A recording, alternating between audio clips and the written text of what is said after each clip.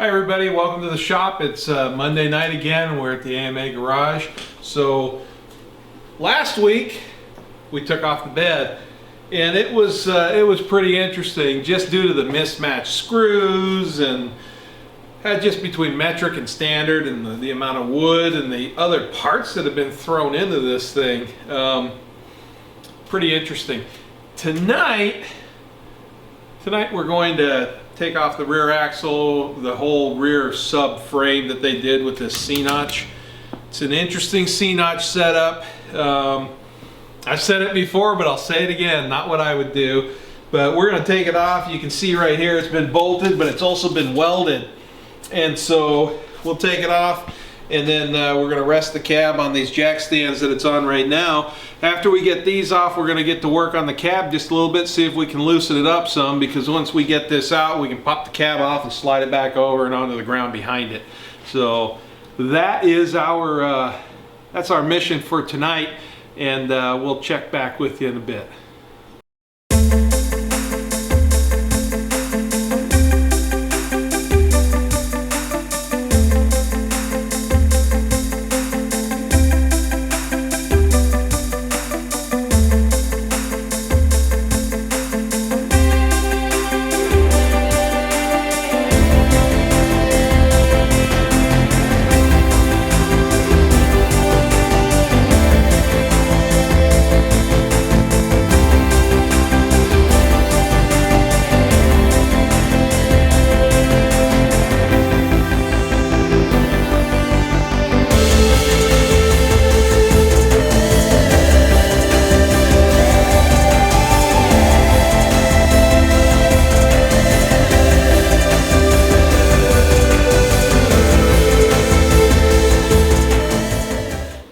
So we've gotten to the point where we disconnected the one side of the parking brake that was working still, the emergency brake, and cut off the fuel line / air hose. Don't even ask.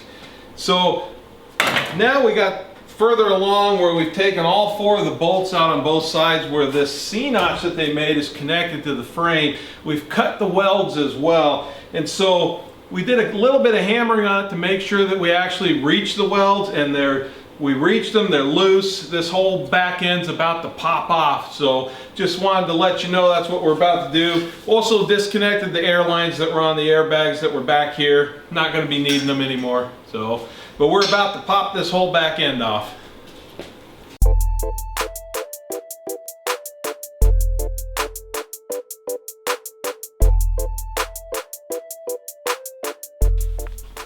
All right, so as you guys just saw, we beat the heck out of this thing to get it off. We had to cut some welds. We got the 4 bolts out, hammered it just because of the pressure that it was on, downward pressure because of the fulcrum there. And then we finally got it out. As soon as it cleared this lip right here, it popped down. We were able to back it off.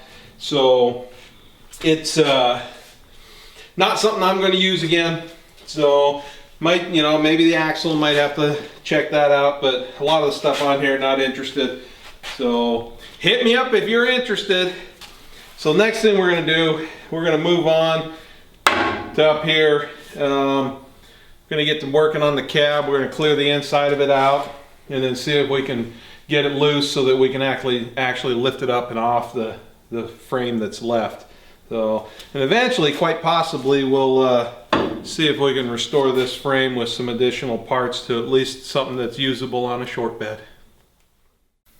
Hey everybody, we took the seat belts out. There was obviously not original seat belts put into here, but they did a pretty good job putting them in. So we got those out and we got to looking at the back here, and some of this stuff here, I mean, we're chipping it free. It's crusted in so thick that I thought, it'd be beneficial we get a little bit of video on this, just simply because it's good for you guys to see what I'm up against cleaning this out, what Andrew and I are dealing with. Don't know what happened here, don't know why this got so thick, so crusted and everything. Just a little bit of neglect from some previous owners. But we're cleaning that out right now, and then obviously when everything's said and done, you guys will get to see what it looks like afterwards.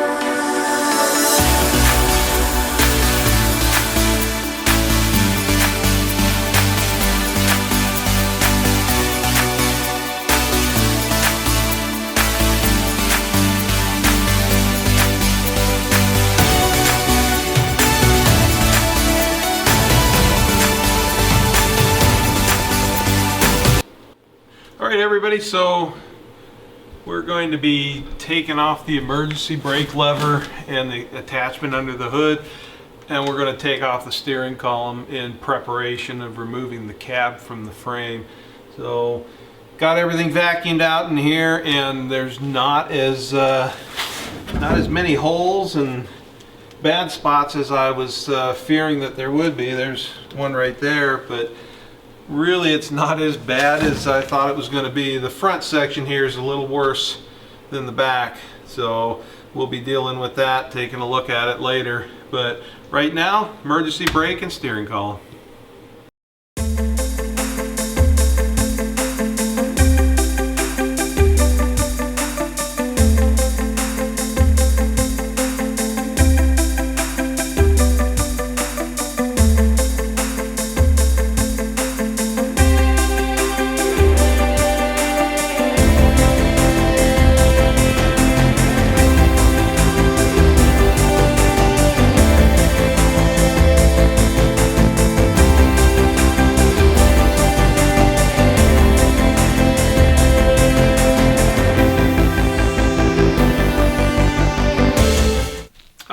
So we took the majority of everything that was hanging out around the steering wheel off the steering column, and we're faced with two options now.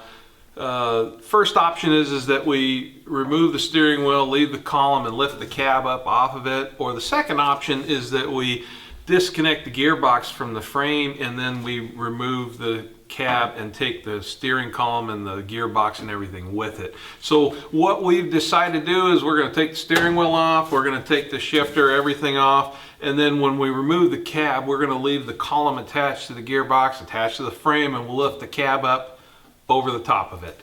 So that's what we're going to be working on here for the next little bit, and we'll check back with you later with another update.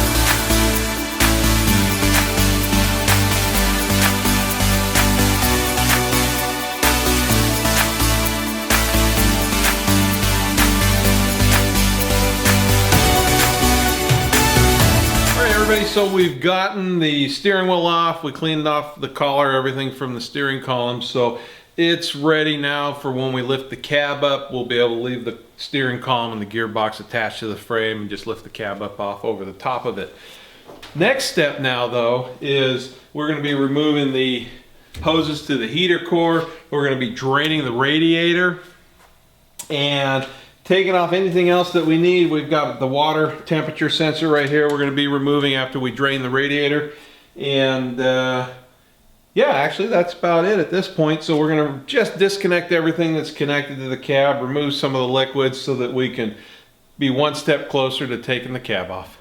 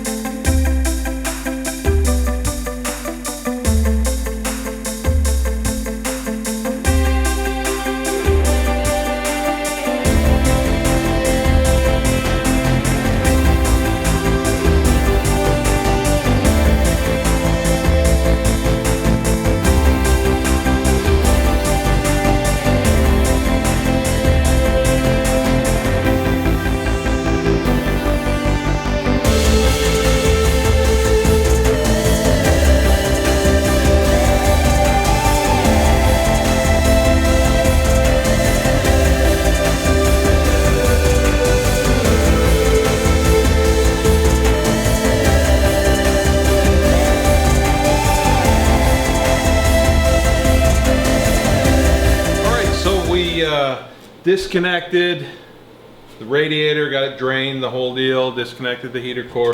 We took out the brake pedal, the clutch pedal, took out the throttle, And so pretty much everything that goes from the engine to the cab has been disconnected. The only thing left now are the 4 bolts. Hopefully it's only 4 bolts that are holding this cab to the frame, and we're going to tackle those right now.